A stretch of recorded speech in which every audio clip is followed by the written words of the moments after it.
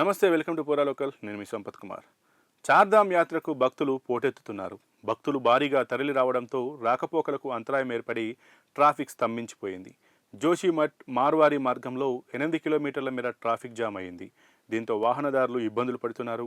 Weekend సెలవు దినాలు కావడంతో కేదార్నాథ్, గోవింద్ ఘాట్స్, జోషిమఠ్ సమీపంలోని బద్రీనాథ్ మార్గం, అదేవిధంగా కేదార్నాథ్ వెళ్లే సోన్ ప్రయాగ్ లాంటి మార్గాల్లో ట్రాఫిక్ జామ్ అవుతుంది.